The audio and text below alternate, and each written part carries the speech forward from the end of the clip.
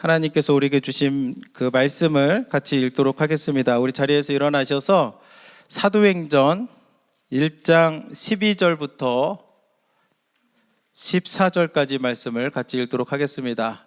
Today's scripture, Acts chapter 1, verse 12 to 14. Not verse 1 through 8, but verse 12 through 14.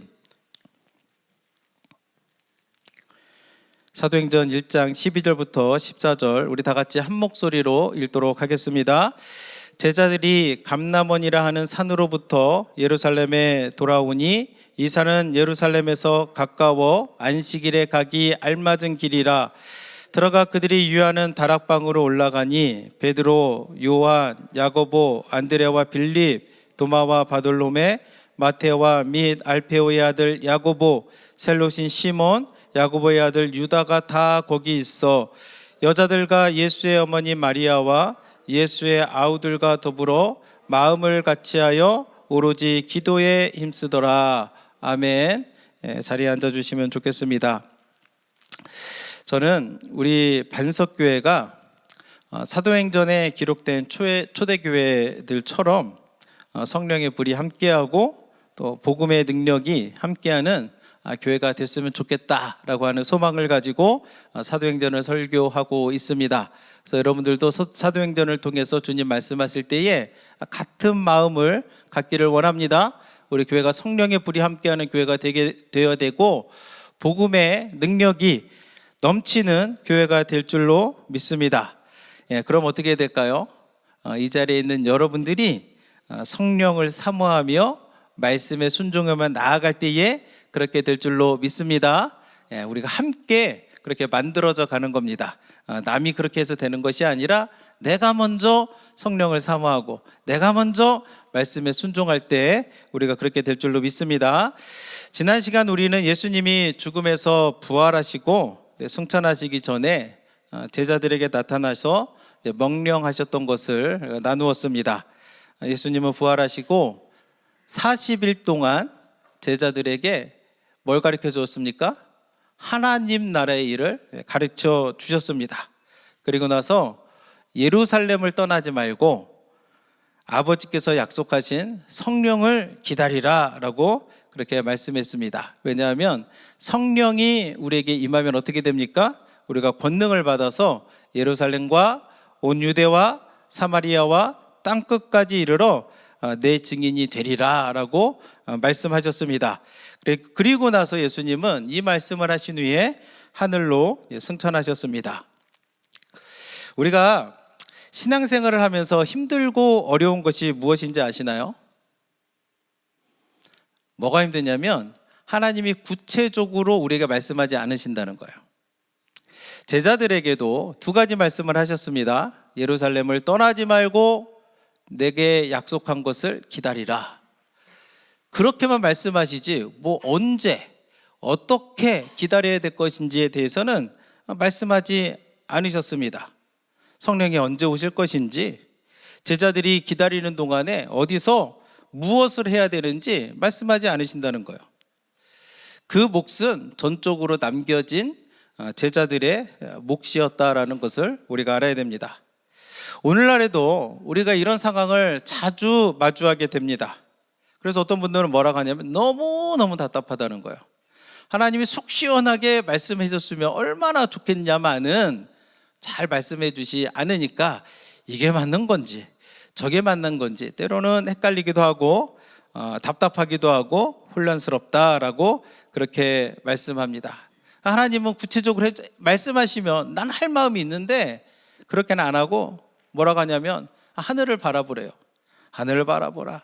그저 믿고 순종해라. 대부분은 이렇게 말씀하니까 우리가 때로는 답답하기도 하고 때로는 무엇을 해야 될지 잘 모를 때도 있다는 것을 우리가 다 알 것이라고 생각을 합니다.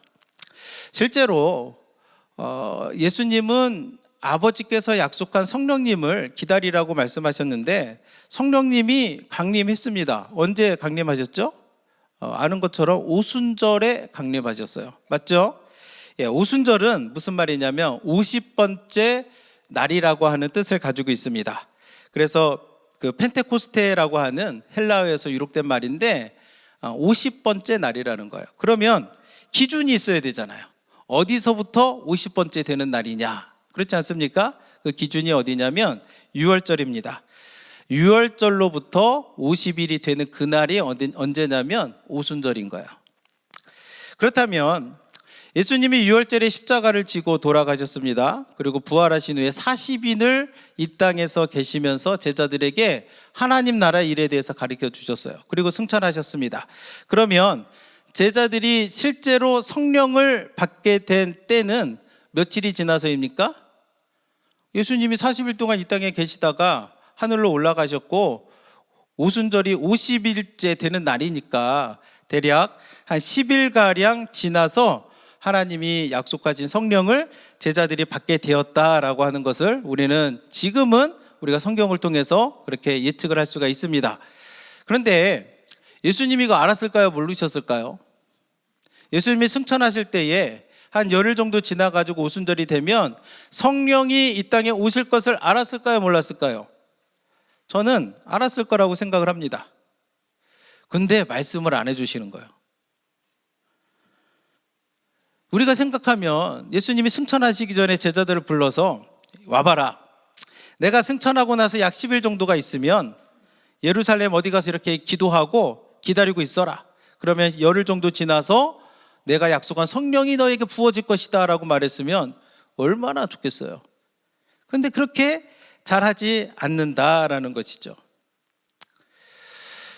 예수님의 제자들은 예수님의 명령을 받고 어떻게 성령을 기다렸겠습니까? 오늘은 우리가 성경을 통해서 예수님의 제자들이 예수님의 말씀을 듣고 또 어떻게 성령을 기다렸는지 보면서 우리도 하나님의 약속을 받고 그 약속을 어떻게 기다려야 되는지 그 교훈을 함께 나누기를 원합니다.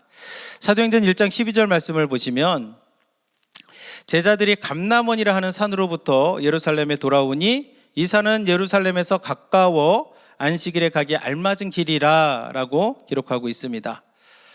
예수님이 감람원이라고 하는 산, 감람산이죠. 이제 거기에서 승천하셨습니다.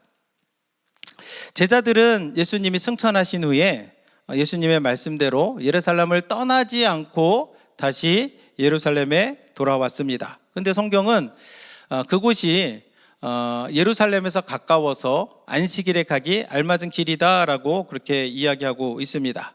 이 말은 무슨 말일까요? 안식일을 범하지 않고, 유대인들은 안식일을 굉장히 철저하게 지켰잖아요. 안식일에 일을 하면 안 된다. 그러니까 안식일에 아주 멀리 가는 것도 안식일을 범하는 거죠. 그렇기 때문에 안식일에 가기 알맞은 길이다라는 것은 뭐냐면 안식일을 범하지 않고 갈 수 있는 거리라는 거죠. 지난 시간에 사도행전을 누가 썼습니까? 누가가 썼습니다. 그럼 누구에게 썼어요? 데오빌로라고 하는 사람에게 썼습니다. 데오빌로는 이방인입니다.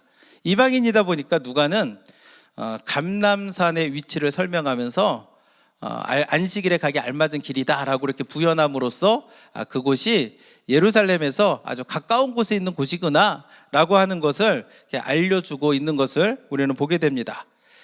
그리고 나서 예수님이 말씀대로 제자들은 예루살렘으로 돌아오고 나서 어디로 갔을까?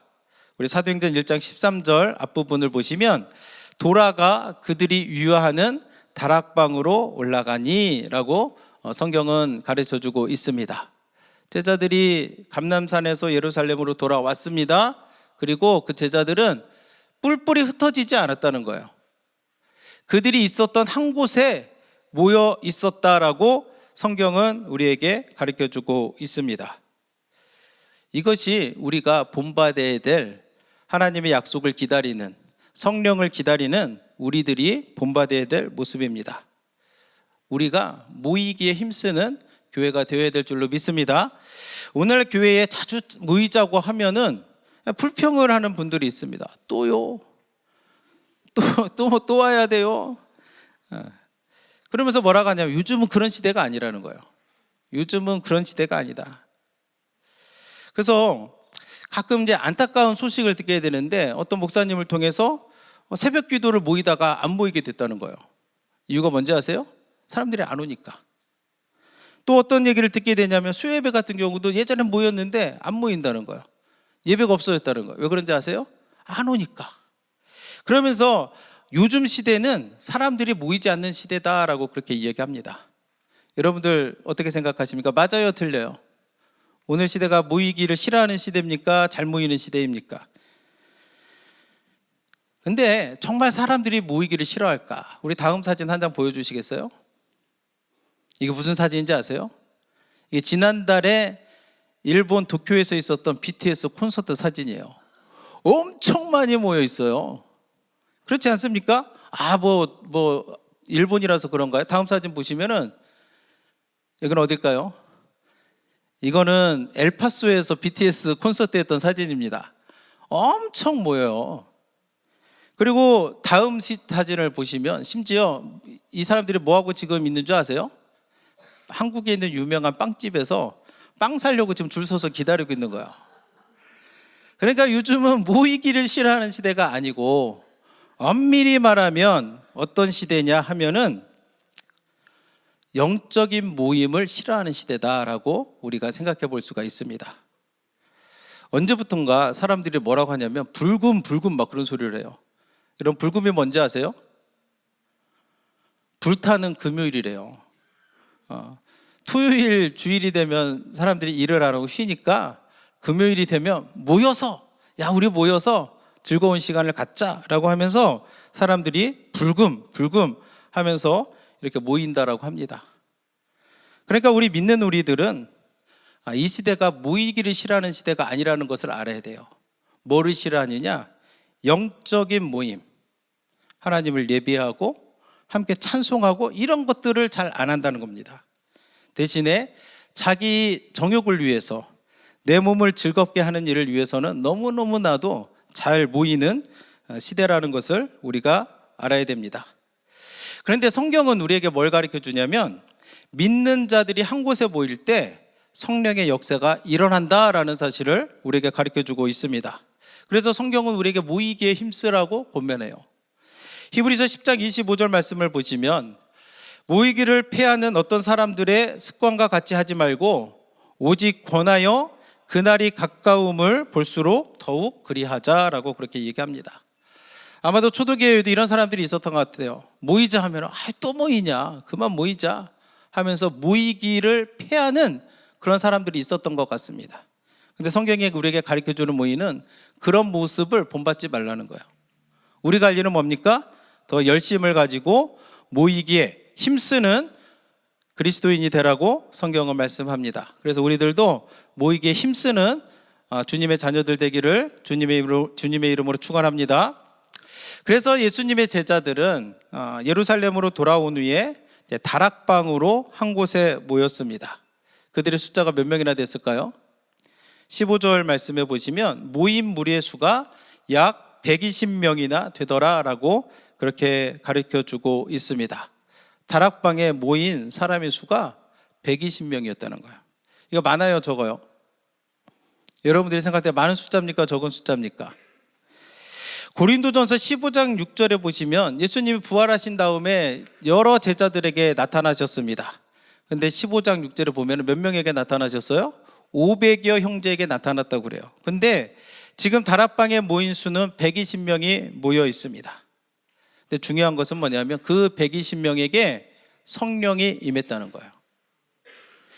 예수님의 부활을 경험한 나머지 380명은 왜 성령 받지 못했을까요?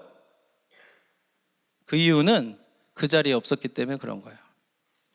그렇기 때문에 여러분들이 하나님의 은혜를 사모한다면 여러분들이 그 은혜의 자리를 여러분들이 지키셔야 됩니다. 믿습니까?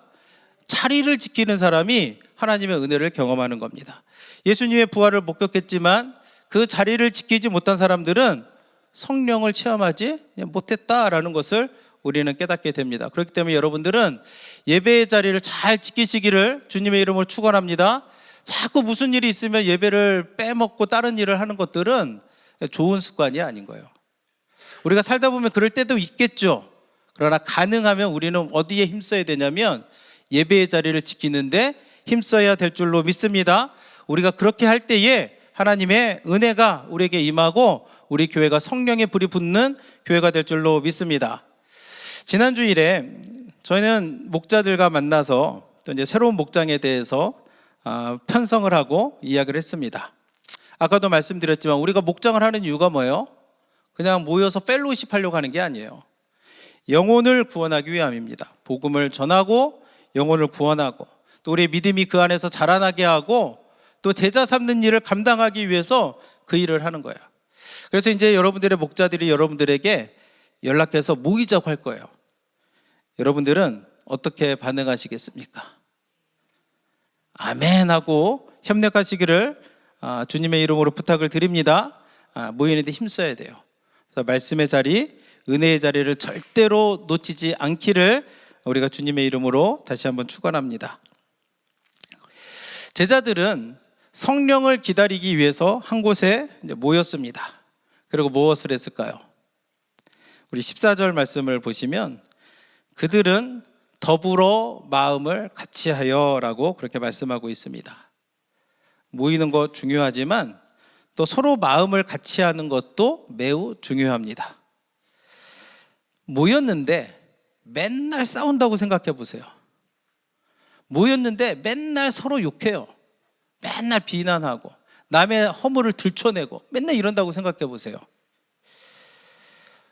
그랬다면 약속한 성령을 기다릴 수 있었겠습니까? 성령님 오시다가 아마 딴 데 가지 않았을까? 그런 생각을 합니다. 실제로 그 다락방에 모인 120명을 보면은 다양한 배경을 가진 사람들이 있었습니다. 사도행전 1장 13절과 14절 말씀을 보시면 들어가 그들이 유하는 다락방으로 올라가니 베드로, 요한, 야고보, 안드레와 빌립, 도마와 바돌로메, 마테와 및 알페의 아들 야고보, 셀롯인 시몬, 야고보의 아들 유다가 다 거기 있어. 그리고 14절 말씀에 보시면 여자들과 예수의 어머니 마리아와 예수의 아우들과 이렇게 여러 다양한 배경을 가진 사람들이 그곳에 있었습니다. 근데 만약 그들 중에 누군가가 베드로한테 야 베드로야 너 어떻게 3번이나 예수님 그렇게 저주하며 부인할 수 있냐 막 하고 막 이렇게 블레임을 했으면 어떻게 됐을까요? 그 중에 있는 누군가가 도마를 향해서 야 너 너무하다 우리가 예수님 부활했다고 말했으면 믿어야지 꼭 그 손에 못자국과 옆구리를 봐야 믿냐 이렇게 블레임했으면 어떻게 했겠습니까? 예수님의 제자들 중에서는 열심당원 시몬이 있었습니다. 이 사람은 누구냐면 로마 사람들을 엄청 싫어하는 사람들이에요. 또 그곳에는 누가 있었냐면 세리 마태가 있었어요. 마태는 어떤 사람이에요? 로마를 위해서 일했던 사람이에요. 둘이 서로 막 치고받고 싸우고 했으면 어떻게 됐겠습니까? 그런데 그렇게 하지 않고 그 사람들은 어떻게 했냐면 마음을 같이 했다는 거예요. 마음을 같이 할 때 하나님의 놀라운 능력이 일어날 줄로 믿습니다. 한 곳에 모이는 것도 중요하지만 모여서 마음을 같이 하는 것이 더 중요하다라는 것을 우리가 알아야 됩니다. 우리가 마귀라는 말을 많이 사용합니다. 그러니까 마귀를 뜻하는 말이 헬라어로 디아블로스라고 하는 말인데 무슨 뜻이냐면 나누는 자, 비방하는 자라고 하는 뜻을 가지고 있습니다. 우리 디아블로라고 하는 말을 들어보셨나요? 이게 악마를 뜻하는 그 스페인어인데 같은 어원에서 온 거예요. 디아블로스 같은 말입니다. 그러니까 나누는 영이에요. 반면에 성령님은 어떤 분이시냐면 하나 되게 하시는 분이심을 믿으시길 바랍니다. 에베소서 4장 3절에서도 성령이 하나 되게 하신 것을 힘써 지키라 라고 그렇게 말씀을 합니다. 사탄은 나누려고 하고 성령님은 하나 되게 하십니다. 왜 그럴까요? 왜냐하면 믿는 자들이 마음을 같이 할 때 놀라운 일이 일어나기 때문에 그런 거예요. 믿으십니까? 그렇기 때문에 사탄은 놀라운 일이 일어나지 않게 하기 위해서 뭐 하냐면 자꾸 서로 비방하게 만드는 거예요. 자꾸 분열하게 만드는 겁니다. 근데 반대로 성령님은 놀라운 일이 일어나게 하기 위해서 어떻게 하냐면 힘써서 서로 하나 되게 하려고 하신다라는 것들을 우리가 기억해야 될 줄로 믿습니다. 그래서 여러분들도 하나됨을 위해서 힘쓰시고 애써야 될 줄로 믿습니다. 여러분들이 장작불 피워보셨나요? 다 피워보셨죠? 불이 언제 잘 탑니까? 장작이 모일 때 잘 타요. 그죠? 예. 잘 타던 장작도 하나씩 빼어놓으면 어떻게 돼요? 불이 곧 꺼지게 되죠. 모이면 불이 붙는데 흩어지면 불이 꺼지는 거예요. 어릴 적에 여러분들 과학 시간 생각이 나시나요? 책상 위에다 까만 색종이를 갖다 놓고 돋보기를 갖다 놓고 햇빛을 쫙 이렇게 빛을 모읍니다. 그럼 어떻게 돼요? 까만 색종이에 연기가 나면서 불이 나는 것을 여러분들이 다 기억을 하실 거라고 생각합니다. 마찬가지로 우리는 빛의 자녀로 부름을 받았습니다. 우리가 한 곳에 모여서 마음을 같이 할 때 성령의 불이 일어나고 놀라운 일이 일어날 줄로 믿습니다. 그래서 우리들은 뭘 해야 되냐면 마음을 같이 하도록. 마음을 같이 하려면 어떻게 해야 돼요? 주님의 말씀을 우리가 마음에 품으면 돼요.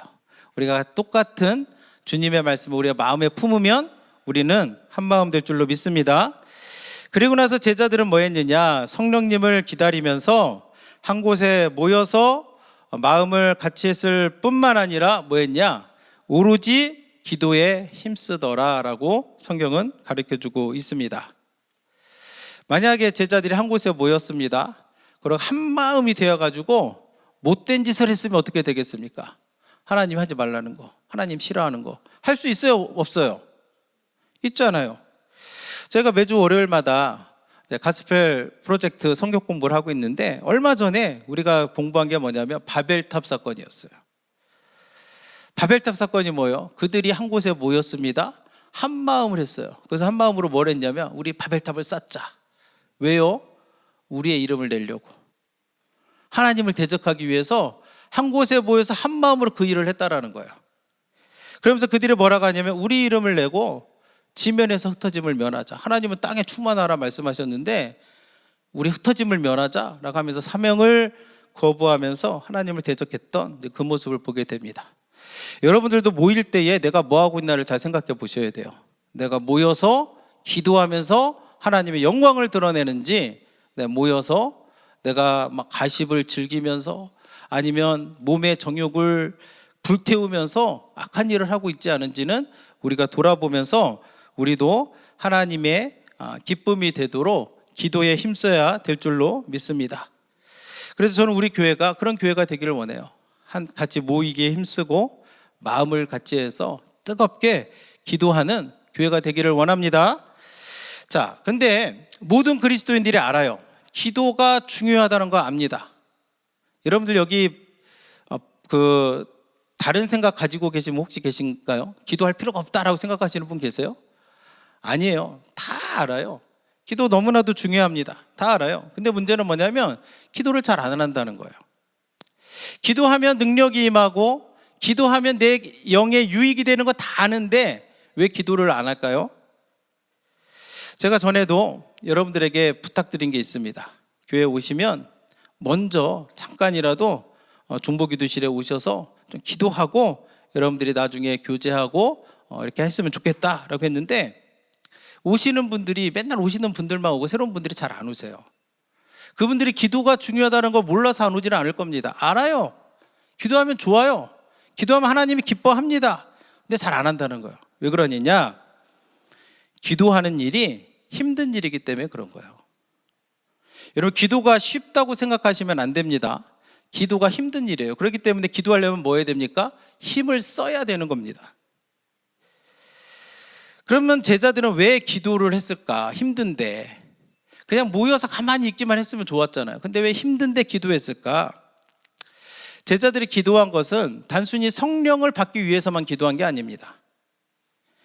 만약에 성령을 받는 것이 목적이었으면 성령을 받고 나서 기도했겠습니까? 안 했겠습니까? 안 하죠. 이미 받았는데 왜 기도하겠습니까? 근데 사도들은 어떻게 했냐면 성령을 받고 나서도 열심히 기도를 했습니다. 사도행전 2장 42절을 보시면 그들이 사도의 가르침을 받아서, 여기서 말하는 그들은 이제 예수님을 믿는 그리스도인들입니다.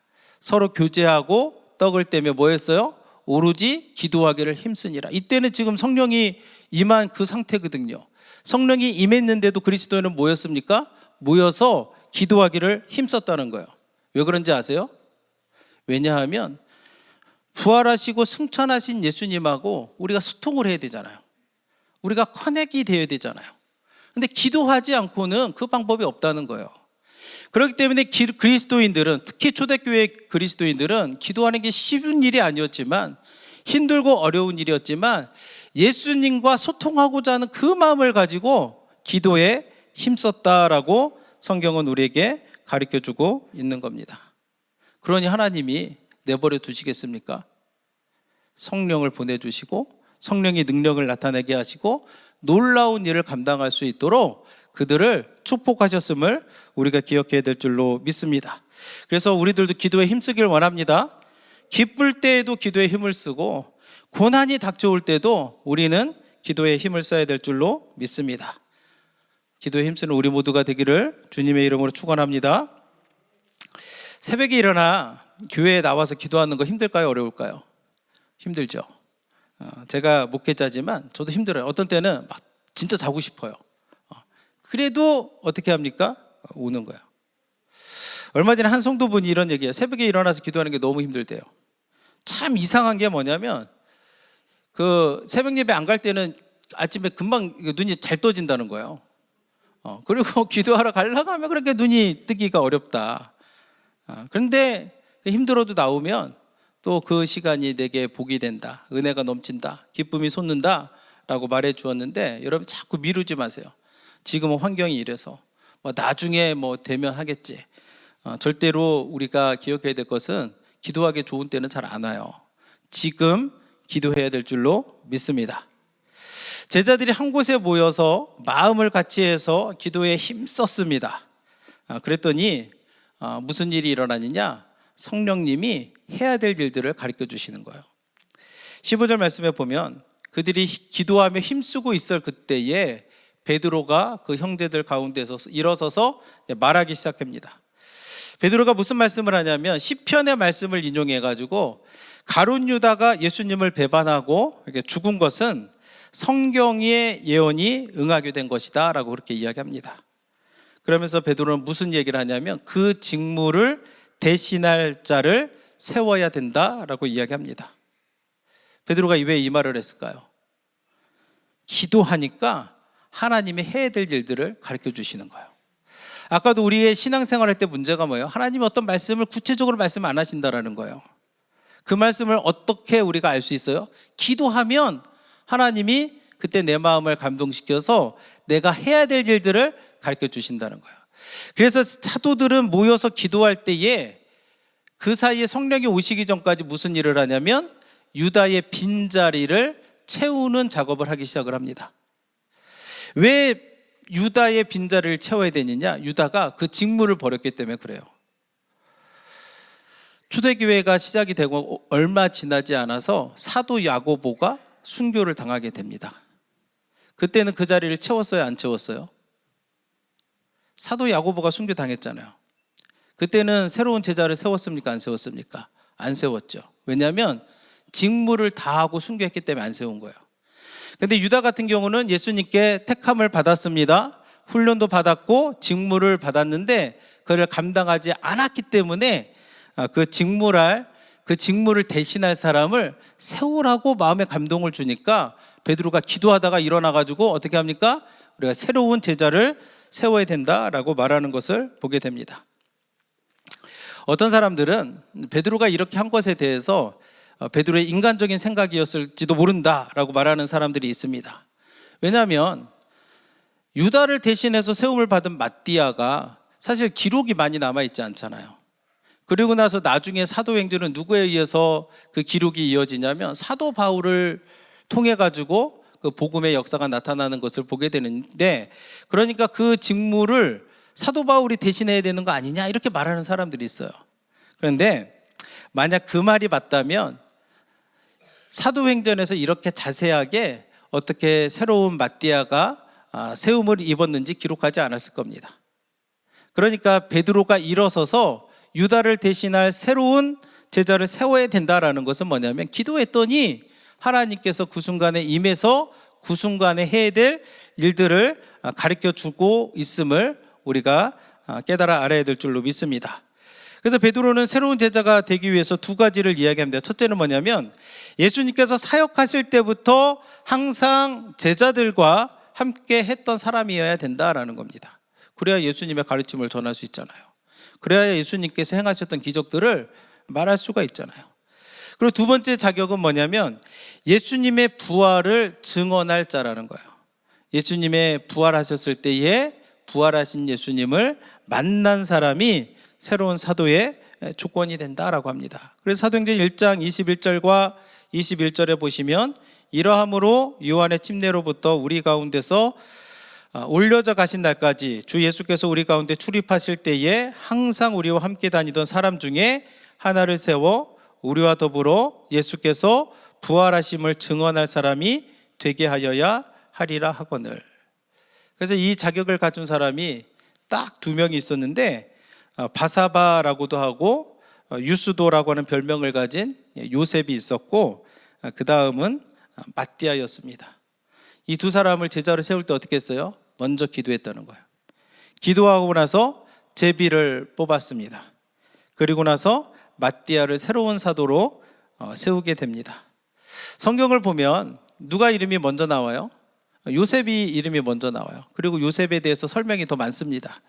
아마도 이런 것을 보면 당시 사람들은 요셉이라고 하는 사람이 새로운 사도가 될 것이라고 생각했을지도 모르겠습니다. 근데 하나님의 생각은 사람들과 달라서 마띠아가 대신 새로운 사도가 되었음을 우리는 보게 됩니다. 그래서 우리가 오늘 말씀을 정리하기를 원하는데, 우리가 하나님의 뜻을 구하고 기다릴 때 우리가 무엇을 해야 되는가? 제자들에게도 예루살렘을 떠나지 말고 성령을 기다리라 라고 주님의 말씀하셨을 때에 제자들이 했던 그 믿음의 본을 우리가 따르길 원합니다. 첫째, 우리는 뭐 해야 되냐면 모이기에 힘써야 될 줄로 믿습니다. 여러분들이 자꾸 핑계 대지 마세요. 우선순위를 하나님께 두시고 모이는 데 힘쓰기를 원합니다. 은혜의 자리를 사모하는 사람이 은혜를 받게 됩니다. 그리고 마음을 같이 해야 될 줄로 믿습니다. 주님 바라보셔야 돼요. 여러분들이 예수 그리스도의 마음을 품고 하면 하나 될 수 있습니다. 왜 안 되냐면 자꾸 내 생각을 하니까 다 생각이 다른 거예요. 나 대신에 예수 그리스도의 마음을 품기를 주님의 이름으로 축복합니다. 그리고 기도에 힘써야 될 줄로 믿습니다. 힘든 일이에요. 힘들지만 그래도 우리는 뭐를 해야 되냐면 옳은 일을 해야 됩니다. 믿습니까? 쉬운 길, 평안한 길을 자꾸 찾아가면 안 돼요. 우리는 무슨 일을 해야 되냐면 옳은 일을 해야 될 줄로 믿습니다. 그래서 기도에 힘써야 될 줄로 믿습니다. 그러면 놀라운 일이 일어나게 되고 우리 반석교회를 하나님께서 크게 축복하여 줄 줄로 믿습니다.